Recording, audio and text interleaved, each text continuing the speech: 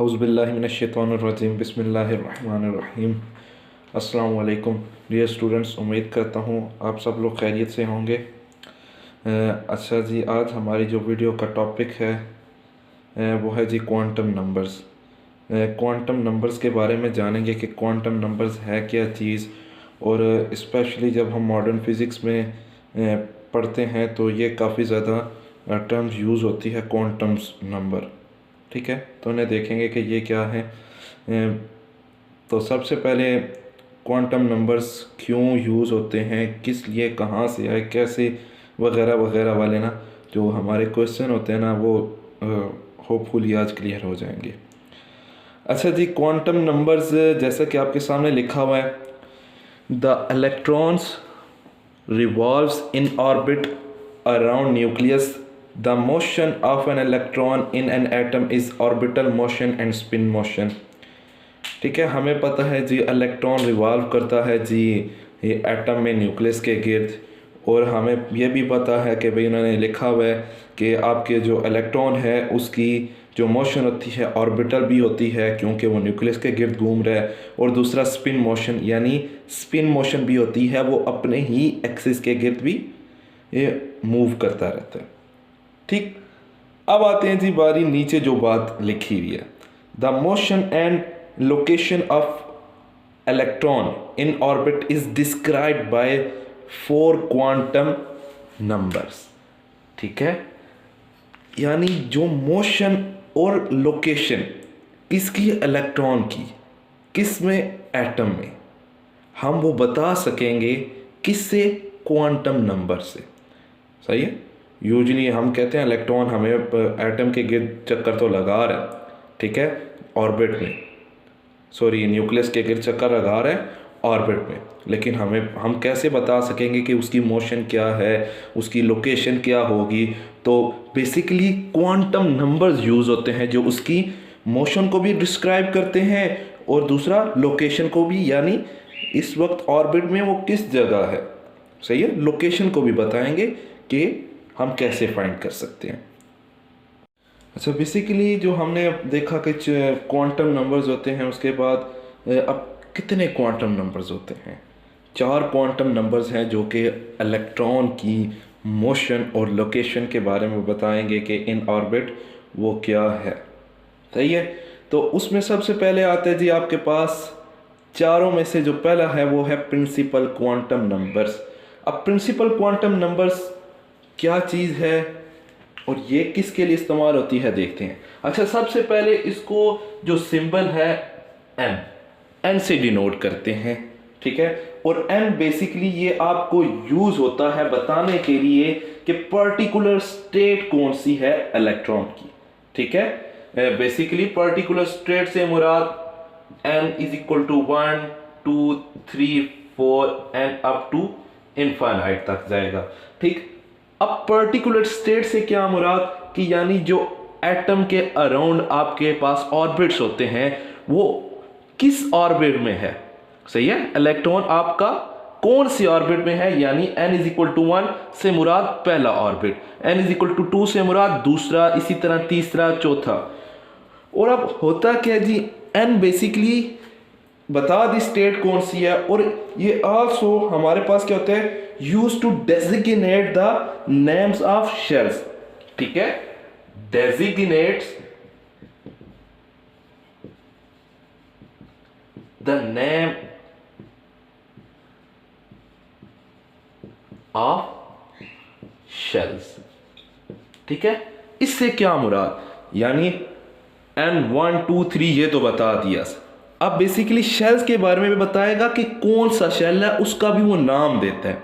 ठीक है, principal quantum numbers का क्या काम है, वो शेल्स का स्टेट भी बताते हैं और बताते हैं कि उस स्टेट का नाम क्या आपके पास। फॉर एग्जांपल आपने बहुत दफ़ा सुना होगा जी के शेल है, एल शेल है, एम शेल है, ओ शेल है, इस तरह वगैरह वगैरह। तो बेसिकली प्रिंसिपल क्वांटम नंबर ही आपको क्या देता है जी, use to designate the names of shells. कौन कौन से शेल्स हो सकते हैं आपके पास, के, ठीक है, उसके बाद एल, इसी तरह एम, इसी तरह आपके पास N, and O and etcetera. सही है। तो यानी ये शेल्स के बारे में भी आपको बता सकता है ये कौन सा शेल्स है। ठीक है। तो अब बारी आती है जी इससे नेक्स्ट वाले पे कि नेक्स्ट जो आपके पास क्वांटम नंबर है उसका नाम एजीमुथल क्वांटम नंबर है। अब एजीमुथल क्वांटम नंबर से ये इसका काम क्या होता है, ये क्या करता है जी, ये भी इलेक्ट्रॉन की मोशन और लोकेशन के बारे में कुछ ना कुछ इंफॉर्मेशन आपको प्रोवाइड करता रहता है। अब बेसिकली इससे पहले वाला जो आपके पास प्रिंसिपल क्वांटम नंबर्स था वो शेल्स के बारे में बता रहा है। अब बेसिकली ये आपके पास उसी शेल में जो सब शेल होते हैं उनके बारे में आपको इंफॉर्मेशन देगा जी। सब शेल क्या है, यानी इलेक्ट्रॉन ऑर्बिट में है, शेल में है, और आपको पता है शेल के अंदर एक और शेल होते हैं जिसको हमको सब शेल्स कहते हैं। तो ठीक है, या ऑर्बिटॉल्स। सो बेसिकली ये हमें इंफॉर्मेशन देता है ऑर्बिटॉल्स के बारे में, या हम लिख सकते हैं use to designate the name of subshells.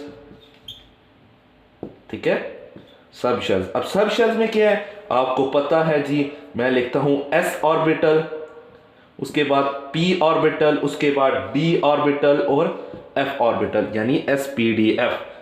ठीक है, तो sPdF के बारे में ये आपको बताता है, और इसकी भी वैल्यूज जो आती है एजीमुथल क्वांटम नंबर से आगे आने वाली वीडियो में हम पढ़ेंगे।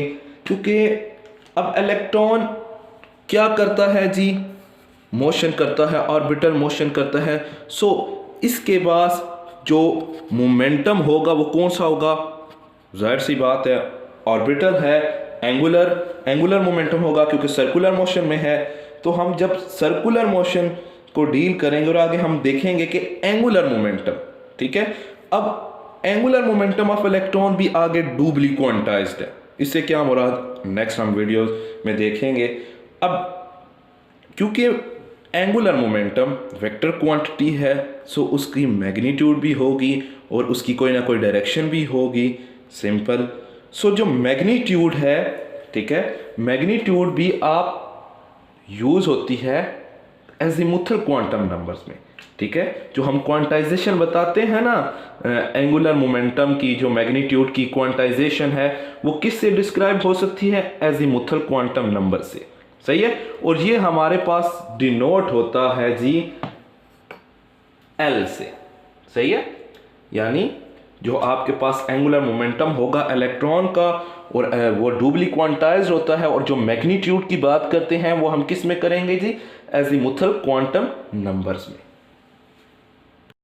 अच्छा, अब बात आती है जी L जो कि एजीमुथल क्वांटम नंबर है, इसकी वैल्यूज क्या होंगी, यानी N1 है तो उसका सब शेल की वैल्यू क्या होगी। सो सिंपली हम एक एग्जांपल लेते हैं, या पहले मैं लिख लेता हूं L की वैल्यूज।